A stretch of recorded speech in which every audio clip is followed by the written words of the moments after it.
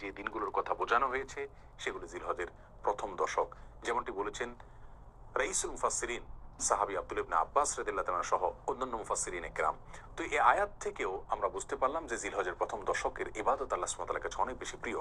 সহিহ বুখারী সহ অন্যান্য হাদিসের কিতাবে বর্ণিত হয়েছে, রাসূল করিম সাল্লাল্লাহু আলাইহি ওয়াসাল্লাম ইরশাদ করেছেন, মা মিন আইয়ামিন আল আমালুস সালিহ ফিহিন আহাব্বু ইলাল্লাহ মিন হাযিহিল আইয়াম আও কামা ক্বাল।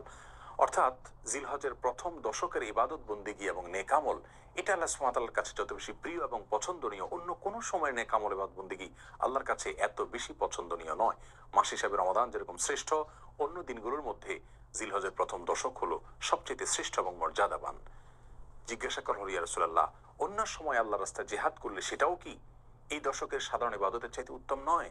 তিনি বললেন, ওয়ালাল জিহাদু ফি সাবিলিল্লাহ, অন্য সময়ের সাধারণ জিহাদও এই দশকের সাধারণ নেকামলের চাইতে উত্তম নয়। তবে হ্যাঁ, কেউ যদি অন্য সময় আল্লাহর রাহে জিহাদ করতে বের হলেন, তার জীবন এবং সম্পদ সবকিছু উৎসর্গ করে দিলেন, তার কথা সম্পূর্ণ ভিন্ন, তার মর্যাদা সবকিছুর ঊর্ধ্বে। তাহলে এই হাদিস থেকেও জিলহজের প্রথম দশকের মর্যাদা আমরা অত্যন্ত পরিষ্কারভাবে বুঝতে পারলাম। অন্য একটা বর্ণনা মুসনাদে বাজ্জারে বর্ণিত হয়েছে, সেখানে আফদালু আইয়ামিদ দুনিয়া বলা হয়েছে জিলহজের প্রথম দশককে দুনিয়ার সবচেয়ে শ্রেষ্ঠ দিনগুলো। ইবনে হাজার আসকালানী রাহিমাহুল্লাহ বিশ্ববিখ্যাত হাদিসবেত্তা, তিনি বলেছেন, এই দশকের এত মর্যাদার একটি কারণ হলো এই দশকের সমস্ত ইবাদতের সমাহার রয়েছে।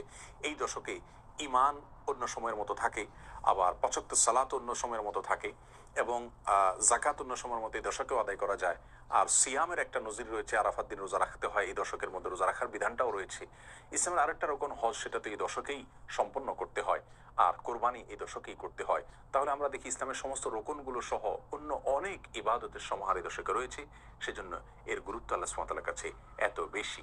এই দশকে একজন মুসলিমের যে সমস্ত করণীয়গুলো রয়েছে, তার ভিতরে এক নম্বর করণীয় হলো তিনি বেশি থেকে বেশি আল্লাহর জিকির করবেন, যেটি সূরা হজের 28 নম্বর আয়াতে বলা হয়েছে। দ্বিতীয়ত যে করণীয়তা হলো সাধারণ রুটিন যে নেকামলগুলো আছে সেগুলো বেশি বেশি করবেন, সালাত, ভালো কাজ, মানুষের উপকার, এগুলো ভালো ভালো কাজগুলোকে তিনি সাধারণ ভালো কাজগুলোকে এই দশকে বেশি বেশি করবেন।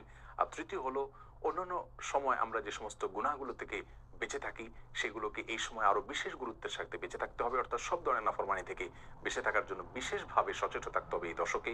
4 নম্বর করণীয় হলো যাদের উপরে হজ ফরজ হয়েছে বা হজ করার তৌফিক হয়েছে তারা হজ অথবা উমরা করবেন এই দশকে।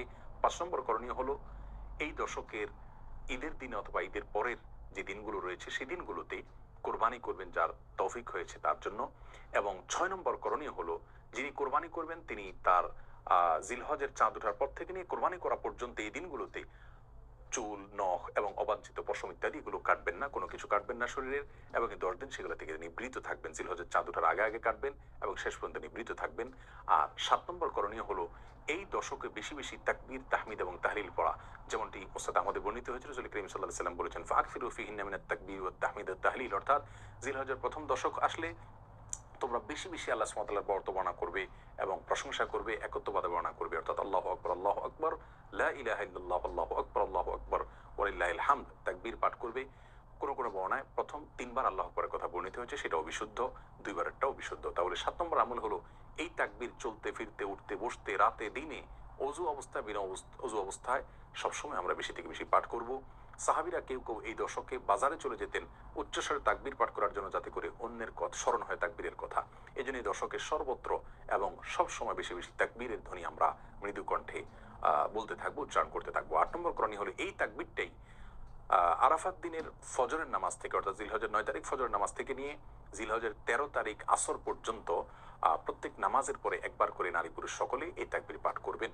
আর 9 নম্বর আমল হলো আরাফাত দিন রোজা রাখবেন। রাসূল করিম সাল্লাল্লাহু আলাইহি ওয়াসাল্লাম বলেছেন, আরাফাত দিন রোজা 1 বছর পূর্বের এবং 1 বছর পরের গুনাহকে আল্লাহ তাআলা মাফ করে দেন এর মাধ্যমে। আর 10 নম্বর আমল হলো ঈদের দিনে সমস্ত সুন্নাতগুলো পালন করতে হবে। আল্লাহ সুবহানাহু ওয়া তাআলা আমাদের সকলকে প্রত্যেকটি আমলকে গুরুত্বের সাথে সম্পাদন করার তৌফিক দান করুন। ইবাদতের এই গুরুত্বপূর্ণ এবং দ্বিতীয় বৃহত্তম মৌসুমকে সর্বোচ্চ কাজে লাগানোর তৌফিক দান করুন। আসসালামু আলাইকুম ওয়া রাহমাতুল্লাহি ওয়া বারাকাতুহু।